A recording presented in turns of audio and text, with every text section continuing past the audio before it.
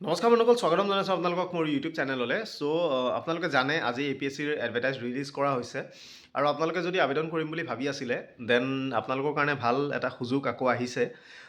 APSCৰ এই যি combined competitive এক্সামিনেশ্যনৰ যি এডভাৰটাইজ পাব্লিছ কৰা হৈছে CCৰ, তাতে আপোনালোকে আবেদন কৰিব পাৰে। কিন্তু যোৱাবাৰো মই ভিডিঅ' দিছিলোঁ, যোৱা বছৰো দিছোঁ যে প্ৰায় 550মান পষ্ট আহিব লাগিছিলে, কিন্তু পষ্টৰ সংখ্যা বহুত কম আহিছে, প্ৰায় 235টা জাষ্ট পষ্ট আহিছে। কিন্তু আশাবাদী যে আৰু অলপমান পষ্ট ইনক্ৰিজ হ'ব লাগে, কাৰণ চাওক মই জাষ্ট এটা এক্সাম্পল দিওঁ যে চুপ্ৰিণ্টেণ্ডেণ্ট অফ টেক্সৰ আপোনালোকৰ জাষ্ট এটা পষ্ট আহিছে, কিন্তু চুপ্ৰিণ্টেণ্ডেণ্ট অফ টেক্সৰ আপোনালোকৰ প্ৰায় আঠটা নে 9টা পষ্ট আপোনালোকৰ ভেকেণ্ট আছে। মে বি তেওঁলোকে ফাইনেন্সৰ চেংচন পোৱা নাই, সেইটো নাজানো বাৰু, কিন্তু সিমানখিনি পষ্ট থাকিব লাগিছিলে, কিন্তু বৰ্তমান সেইখিনি ইয়াতে ৰিফ্লেক্ট হোৱা নাই যিটো এডভাৰটাইজ দিয়া হৈছে। বাৰু যি কি নহওক, এডভাৰটাইজটো আহিছে। যিসকলে আপোনালোকে ভাবিছে আপোনালোকে আবেদন কৰক। আৰু প্ৰথমতে কৈ দিওঁ যে ৰিজাল্টৰ কথা, ৰিজাল্ট দিবকৈ বহুতখিনি ৰৈ আছে। 3 তাৰিখে ৰিজাল্টৰ কাৰণে আমি ভাবিছিলোঁ যে ৰিজাল্ট তাৰপিছতে আহিব, কাৰণ 3 তাৰিখে আপোনালোকৰ যি ভাইভা আছিলে, ভাইভা শেষ হৈছিলে, আৰু আজি আপোনালোকৰ 12 তাৰিখ হৈয়ে গ'ল বাৰু, কিন্তু আজিলৈকে ৰিজাল্ট এতিয়ালৈকে পাব্লিছ কৰা নহ'লে।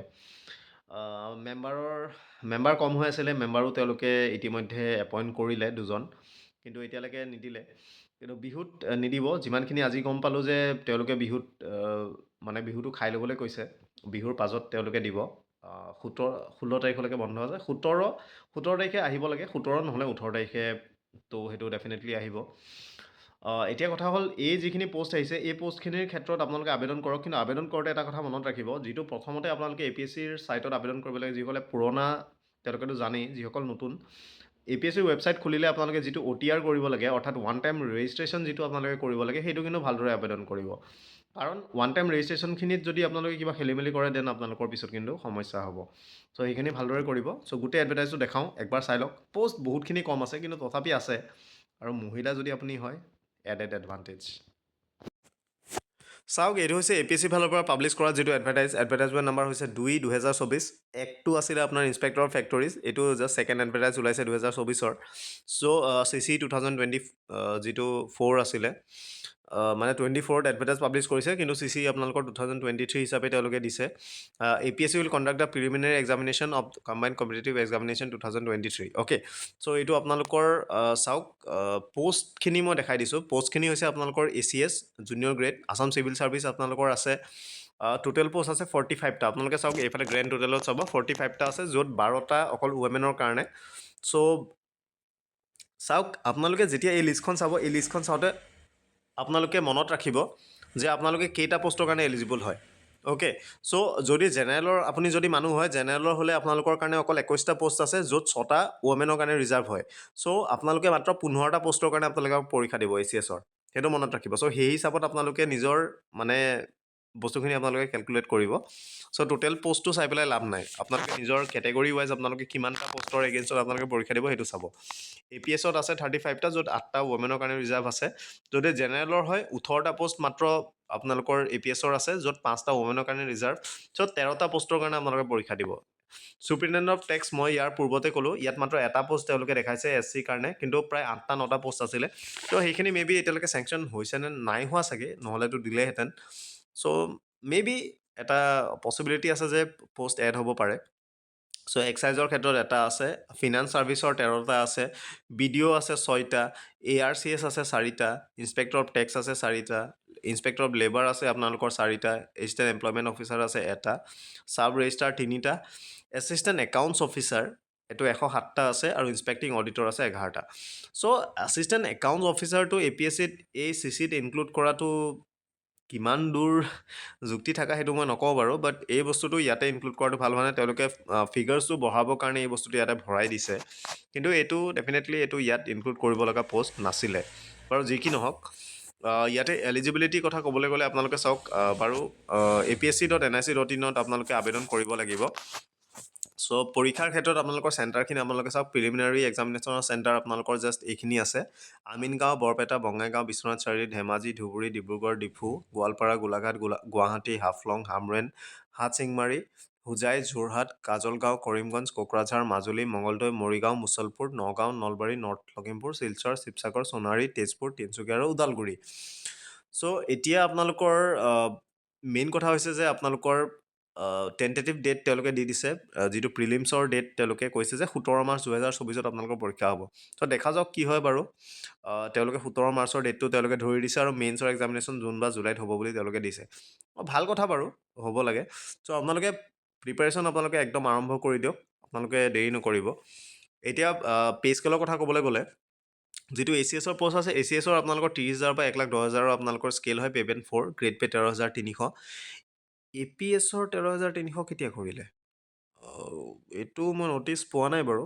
12,700 আছিলে APSৰ, কিন্তু APSৰো তেওঁলোকে 13,300 বুলি দিছে বাৰু। চুপ্ৰিণ্টেণ্ডেণ্ট অফ টেক্স তেওঁলোকে দিছে 30,000 পৰা 1,10,000 গ্ৰেড পে' 12,700। চুপ্ৰিণ্টেণ্ডেণ্ট অফ এক্সাইজ দিছে 30,000 পৰা 1,10,000 গ্ৰেড পে' 12,700। আছাম ফিনান্স ছাৰ্ভিচৰ দিছে 12,700 আপোনালোকৰ গ্ৰেড পে'। BDO আপোনালোকৰ 12,700 grade pay'. ARCS 12,700 grade pay'. Inspector of taxes হৈছে 22,000 পৰা 97,000 গ্ৰেড পে' 9,100। লেবাৰ ইনস্পেক্টৰ হৈছে 22,000 পৰা 97,000 গ্ৰেড, মানে যিটো পে' স্কেল হয়, গ্ৰেড পে' হৈছে 9,100।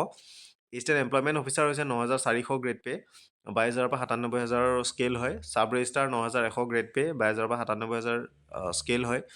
এছিষ্টেণ্ট একাউণ্টছ অফিচাৰ 22,000 পৰা 97,000 স্কেল, 9,100 গ্ৰেড পে', আৰু ইনস্পেক্টিং অডিটৰ এলিমেণ্টেৰী এডুকেশ্যনৰ 22,000 পৰা 97,000 স্কেল আৰু 9,400 গ্ৰেড পে'।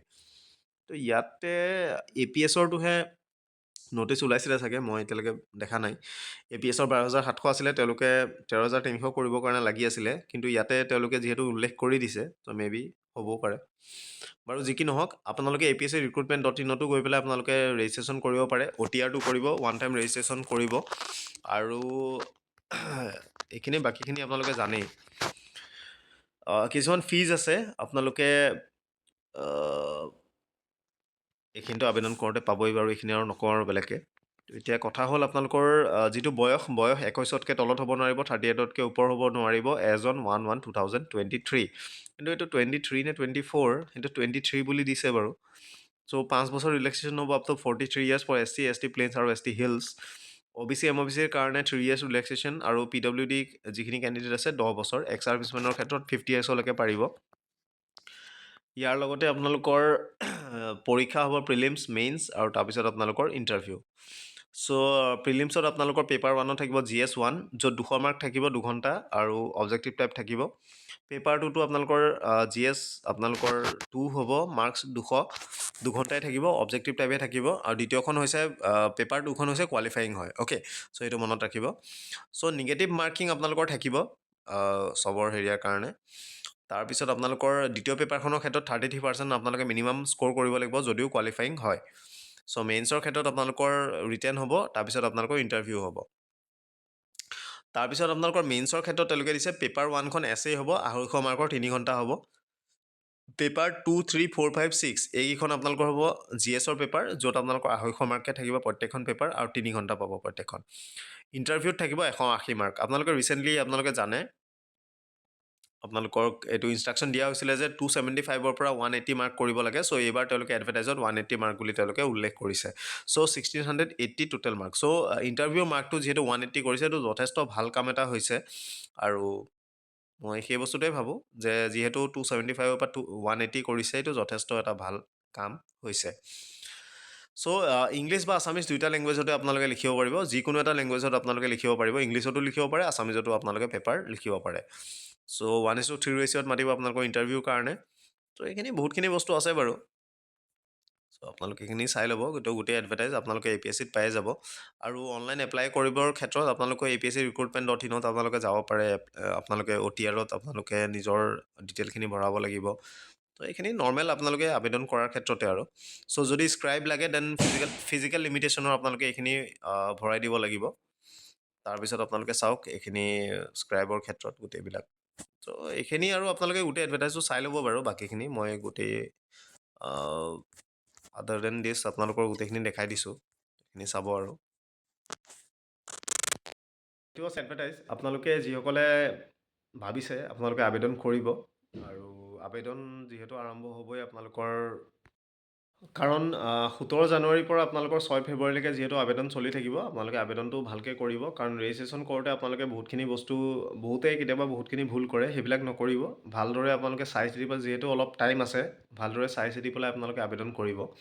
আৰু বিহু যিহেতু বন্ধ আপোনালোকৰ 16 তাৰিখলৈকে আছে, 17 তাৰিখৰ পৰা তেওঁলোকে আৰম্ভণি কৰিবলৈ তেওঁলোকে দিছে। এপ্লাইটো ভালদৰে কৰিব, কিন্তু মেইন কথা হৈছে আপোনালোকে পঢ়া ষ্টাৰ্ট কৰক। কাৰণ মাৰ্চত যদি সঁচাকৈ যদি পৰীক্ষা হৈ যায়, দেন ডেফিনেটলি বহুত কম টাইম আপোনালোকৰ আছে। আৰু প্ৰিলিমছত চাওক, পাছটো কৰিবই লাগিব, নহ'লে মেইনছ লিখিবই নোৱাৰিব। চ' ডেফিনেটলি বহুত কষ্ট কৰিব লাগিব, আৰু সময় একেবাৰে নাই। ডেফিনেটলি জাষ্ট 2 মাহ আপোনালোকৰ হাতত সময় আছে, সময় একেবাৰে কম। প্ৰিপাৰেশ্যন আপোনালোকে বহুত ভালদৰে কৰক, আবেদন কৰক।